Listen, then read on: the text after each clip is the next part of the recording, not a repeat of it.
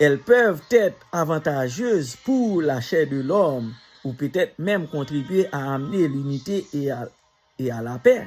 Les gens, mais elles ne peuvent pas faire en sorte que les œuvres des gens s'unissent avec celui de Dieu.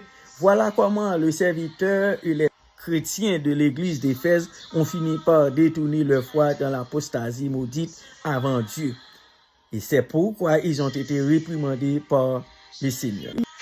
En regardant l'histoire de l'église, nous pouvons voir que l'évangile de l'eau et de l'esprit a commencé à dégénérer dès la période de l'église primitive, mes frères et sœurs. En apprenant de cette leçon, nous devons retenir fermement l'évangile de l'eau et de l'esprit, plaire au Seigneur avec notre foi inébranlable et vaincre Satan et le monde dans notre lutte contre ceux-ci.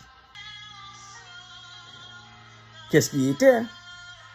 Alors, mes frères et sœurs, le premier amour pour les serviteurs et les chrétiens de l'église d'Éphèse, leur premier amour n'était nul autre que l'évangile de l'eau et de l'esprit, que Dieu leur avait donné. L'évangile de l'eau et de l'esprit est la parole du salut qui a le pouvoir de délivrer chacun de tous les péchés du monde. Dieu a révélé à Paul, Jean et aux serviteurs de cette église en Asie ce que l'évangile de l'eau et de l'esprit était et leur a permis de le comprendre. C'est ainsi qu'ils pourraient croire en cet évangile et comment ceux qui ont entendu et ont cru en l'évangile prêché par eux pourraient être sauvés de tous les péchés du monde.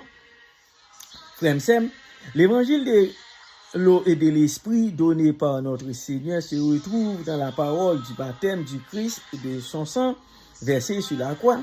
Le serviteur de l'église d'Éphèse, bien qu'il ait rencontré le Seigneur par l'évangile de l'eau et de l'esprit et qu'il ait prêché avec reconnaissance au commencement, avait abandonné cet évangile par la suite. Ainsi, le Seigneur l'a réprimandé pour son erreur dans ce passage. Que les serviteurs de l'église d'Éphèse soient tombés de l'amour de Dieu signifie que la congrégation avait abandonné l'évangile de l'eau et de l'esprit.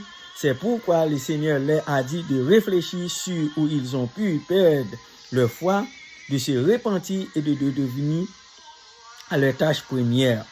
Qu'est-ce qui a pu faire perdre le sens de l'évangile d'eau et d'esprit à l'église d'Éphèse? La faiblesse de la foi de l'église d'Éphèse liée aux pensées charnelles de ses serviteurs. Est-ce qui a amené l'église dans le mauvais chemin? L'évangile de l'eau et de l'esprit est de Dieu.